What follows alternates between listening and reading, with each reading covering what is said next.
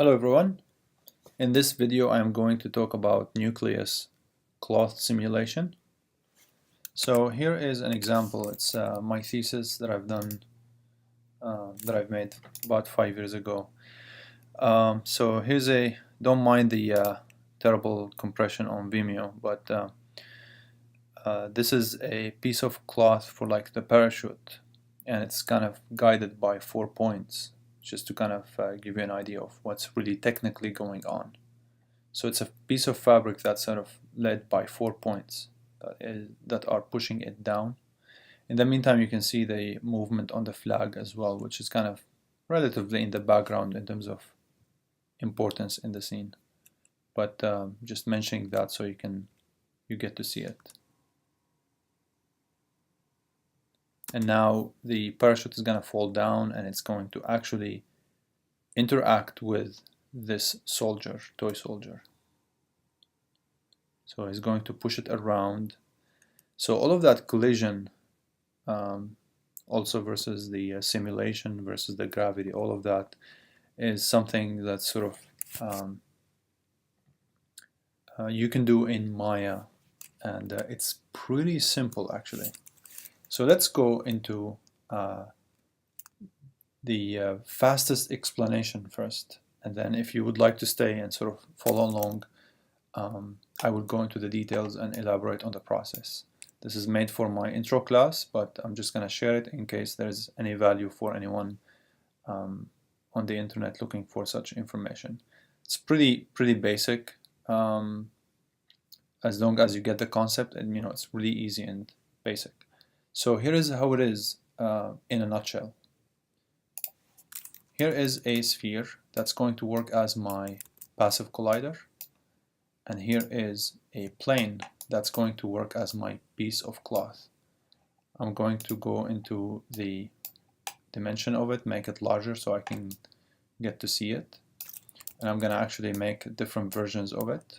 So on this one I'm just going to make it much more resolution. The importance of resolution is going to affect how nicely simulated it is. And the next process would be going into these menu lists and change into effects. This here is my fabric.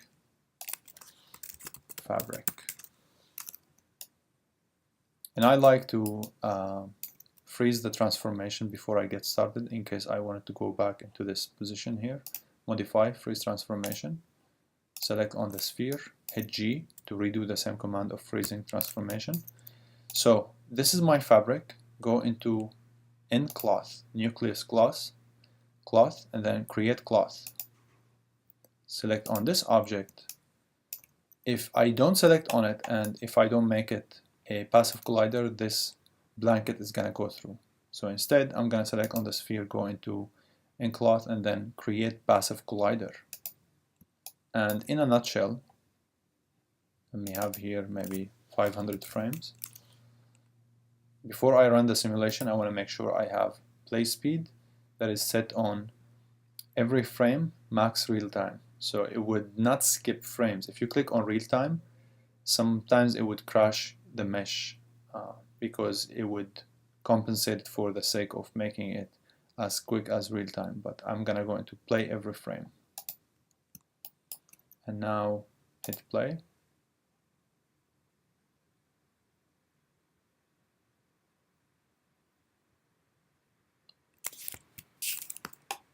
Alright, so in a nutshell, this is how it works. And I'm going to take off the grid so I can see things a little bit more in a pleasant way. So if you would like to stick around, I'm going to go and discuss this with details and also with other features as well.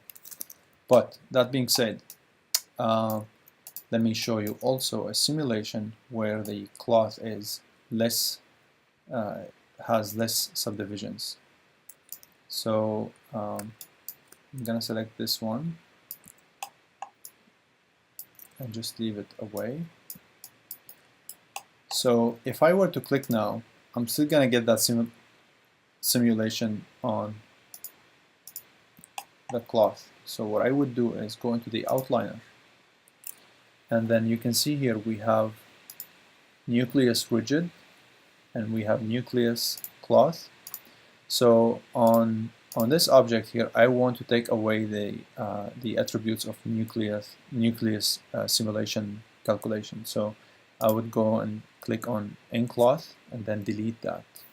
So now when I hit play, nothing happens because I no longer have the attributes of the simulation. So if you have an object that you want to free from your simulation attributes, this is the way to do it.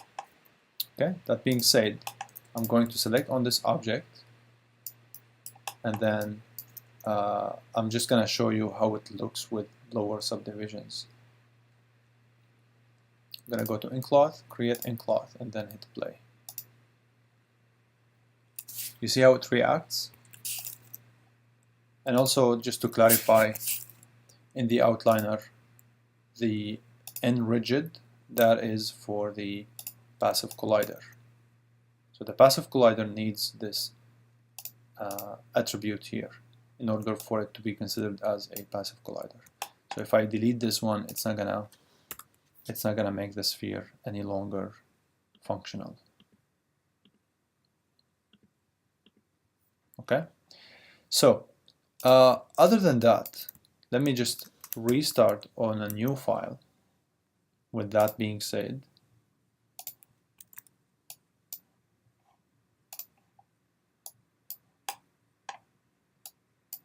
high resolution. Again, here's the process. Select the sphere and say, this is my nucleus passive collider, and this is my nucleus cloth. And then you hit play. Okay, so if you like this shape, you can actually simply click Ctrl D and duplicate it. It's kind of really nice and clean. And you can smooth it in Maya by clicking number 3 on the keyboard just to preview it, unless you're using Arnold smoothing, which is going to be something different. But number 3 would show you a much better cloth. So that's one way to approach it. Other thing I want to mention, so sometimes if you're working in a scene, I'm gonna start over with a kind of much bigger object. I like to present the technique on these two objects because it makes things really easy. So the larger the object, the more time it would take for calculation, and it's not necessarily because of the difficulty with processing the polygons and stuff like that. It's a matter of scale, because Maya likes to make that simulation as if it's running on a much larger scale, right? But it could be inconvenient in some cases because you just want it to be processed more quickly. So here's a passive collider, and I hit play, and you can see now it takes longer. And a lot of people think that, oh, because it's a simulation, so it has to look longer. It has to take longer. It's not really the case. The case is actually in terms of Maya calculating this as a massive scale. So if you want the simulation to run faster or slower, here's how you do it. You select the object that has the nCloth simulation, or the fabric in this case, and then you go into the attribute editor. Then in the attribute editor you need to go into nucleus 1. So in scale attribute here, what we want to say is that the object that we see right now is smaller, so this way the simulation would go faster. So right now it takes this long, right? But if you go into the space scale and say, you know, this is like only 1/10 of the scale that you think it is, so it's going to be 0.1. So now when I click play, it goes much faster. If I go again here, nucleus 1, if I make it maybe 3 or 4, it's going to take much longer to process, because Maya is going to assume this is like as big as a whole city or something, right?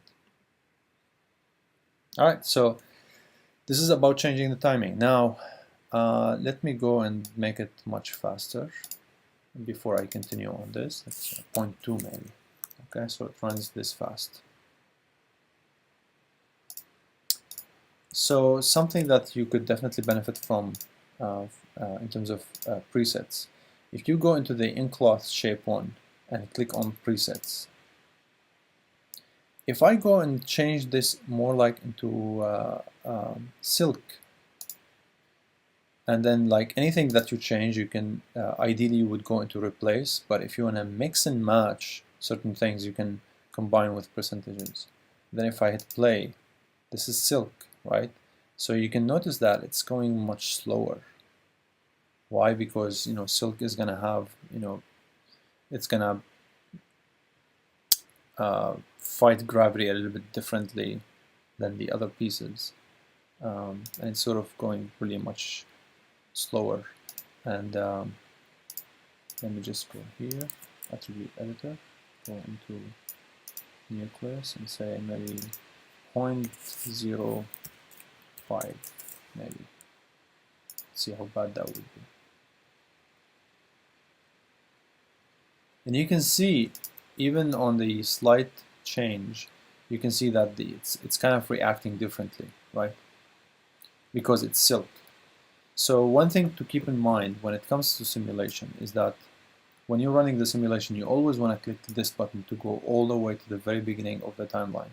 Because if you're on on frame 2, like here you go all the way to frame 2 and you play, it's not gonna reset it to the 0 position. It's gonna continue. And something you'll notice is that you can even scroll forward, right? You can scroll backward, nothing happens, but scrolling forward again would continue to keep it going forward, which is kind of interesting. So if you want to reset it all the way to the very start, you need to click on this button. So it would go all the way to the very start of it. Okay, so in terms of the presets, I think the best way to represent that is by actually going and creating a new scene. Here is a sphere, and I'm gonna make this to be simulated as different materials. So I'm gonna go into the effects and then nCloth and then create nCloth. And then in the presets, I would say, I would like this to be a sphere of lava. Okay, and then if I go to nucleus and hit play, of course it's gonna go through because I have no collision. So something that you might find really helpful is by going into the nucleus 1 and click on use plane. So it's going to consider the grid as your plane, and there is your plane, and then hit play, and therefore we no longer have to worry about adding a plane or a collider. So you can see now it's behaving like a piece of lava, and I can even smooth it to see the result on a smooth version of it. So hit escape. It's basically going to stop the simulation. Sometimes Maya would just get jammed, so even clicking here might not work. If that didn't work, you can just click and hold escape. Alright, going back into the presets, you can go something like beach ball and say replace, and then see how that works. Yeah, not enough. It's sort of like needs to be even kind of higher. Something like this, I guess. Let's try this.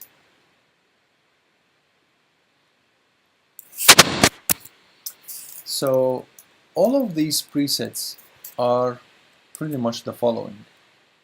If you select on an object that has the nCloth, if you go all the way into the nCloth shape 1, there's a whole lot of attributes here to change, and that's going to affect the behavior of the simulation. So an ideal situation is that you study these, you experiment with them, and then you go into the presets and say, for instance, concrete, replace. And then you go back here and say, okay, what did they do in the concrete to make it look like this? I suppose to taking that concrete and say preset, and then maybe airbag if you must.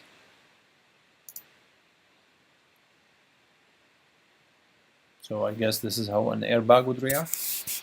In the meantime, you can go and say preset, then maybe I want to mix a maybe 50% honey and 50% airbag. Let's see how that's gonna happen. That's interesting. You can actually, with that mixture, you can say, maybe with all of that, maybe I would like to mix maybe t-shirt, maybe 10%.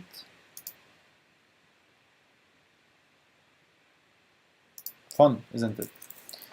So yeah, that's about the simulation. Anything? Yeah, so I'm still missing some more stuff that are really important as well for the simulation. And basically that's something that you would need if you're building a hammock. So if you have this object here,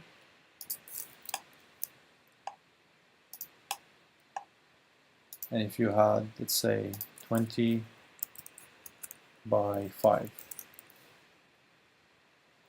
okay, and then I'm gonna increase the subdivisions here. This is a good number. And then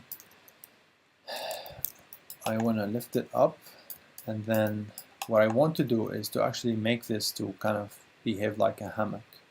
Okay, so the first step is to go to nCloth, and then, well, let me first freeze transformation, modify freeze transformation, then go to nCloth, create cloth, and then when it falls down it's going to be like this. Perfect. Now my next goal is say, you know what, this and this and this are my corners, and I want them to be pinned down, the same as I showed in my thesis film here, where like I had these 4 points pinned down and actually guiding the movement of that parachute. I would go into those vertices and go again into the effects, and then in constraint, and then transform constraint. And now watch this.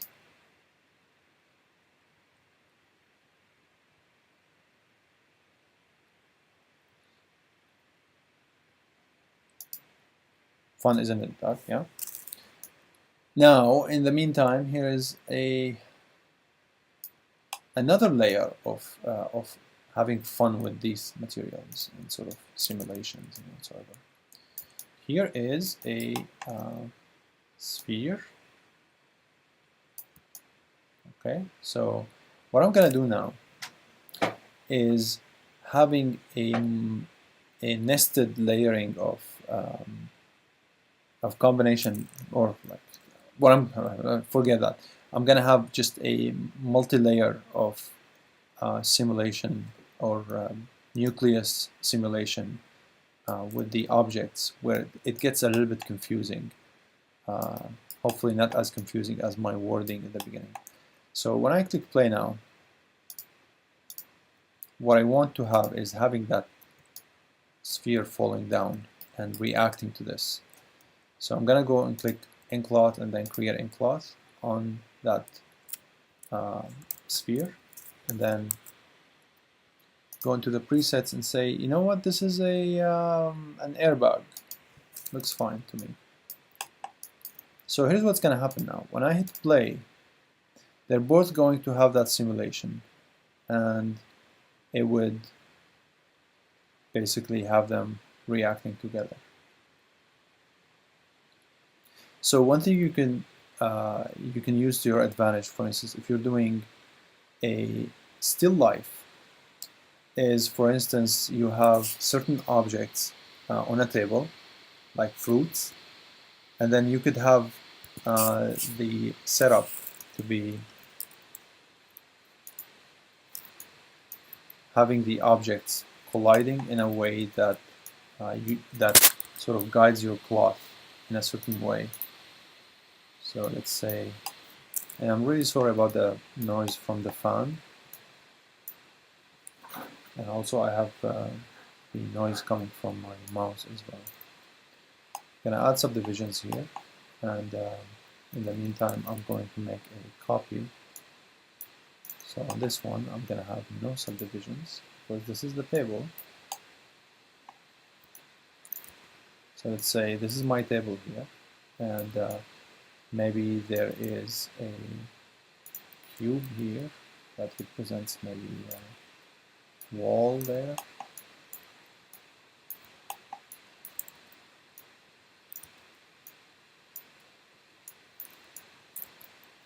Maybe we can make it even like this way, sort of see how that works. Maybe you have some sort of oranges and whatsoever, just kind of for demonstration. I'm just going to put them this way. And it's really important at this point for such details to have a good amount of resolution, even higher than this. So I can pretty much go into modeling, mesh, and even smooth this to have more subdivisions. And then I'm going to lift it higher so it doesn't have any issues. And then I'm going to select all of these, modify freeze transformation, then go into effects, nCloth passive collider, and this is my nCloth.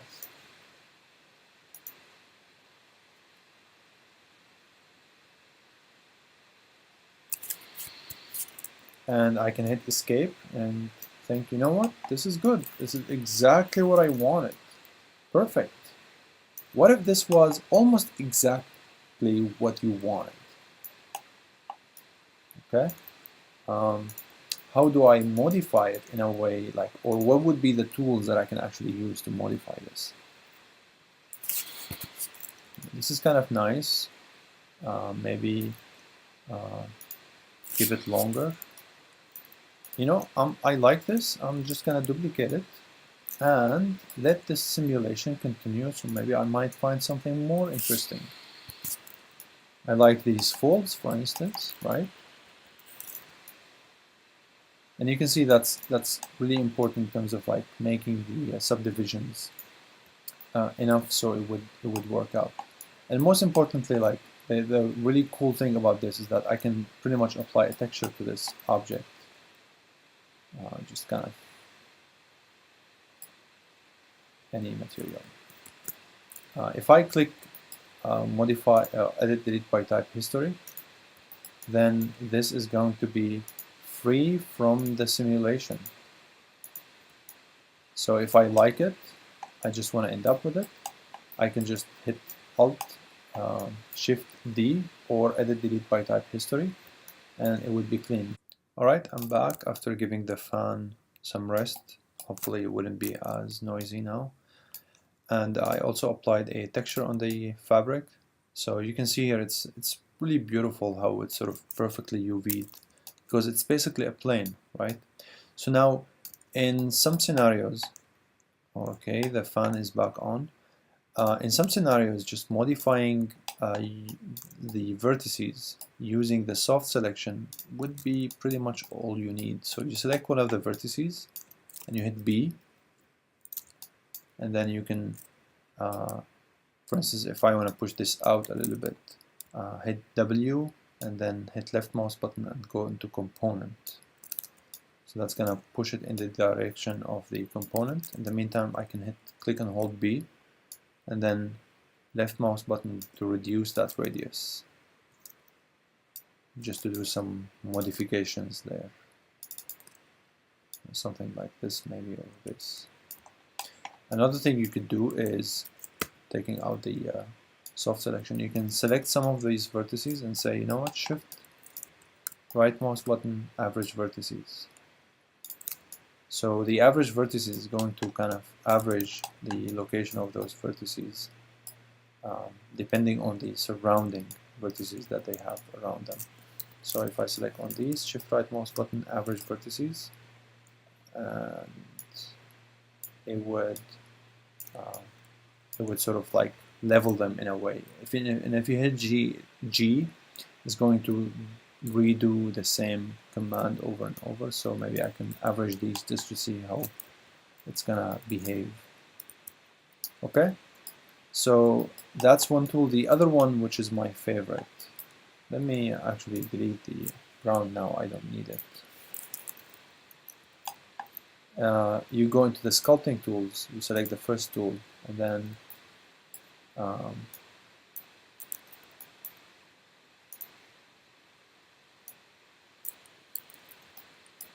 I would start sculpting, but you can see the radius of the default brush is massive. Something I've seen a lot where students would just go like, click on sculpting and then, oh, something is really weird happening. That's because the brush is massive. So just make sure you either double click on it and reduce the scale, or the shortcut, which is really important to learn because it is also the same as Mudbox and also the same as weight painting and rigging. So the shortcuts are click and hold B and then left mouse button, left and right, it will do this. So that's the radius, but you can see the strength is still incredibly high. So hit click and hold M as in Mike, and then you push down with the mouse, and then you now can sort of make some organic modifications rather than pulling and sort of which tends to be kind of really painful. Okay. In the meantime, you can hit Shift to smooth those changes or definitions. You see, kind of some minor kind of folds and whatsoever. But if this is like more like a blanket and you have the impression of someone was sitting that was sitting on the blanket or on the mattress, you need to do something where you hit Control actually, and that would sort of make that kind of impression. Like, oh, somebody was sitting here. Of course, that would be like a really weird thing. So we need to kind of smooth it out a little bit. So that would be with a control to give the negative value of sculpting.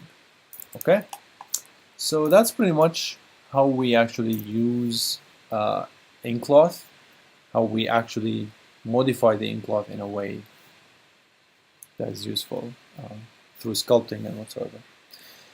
Sorry again about the noise of the fan. I always have this issue on my videos, but maybe one day I will have all the equipment that I want for recording. I hope this was helpful. Thank you for watching.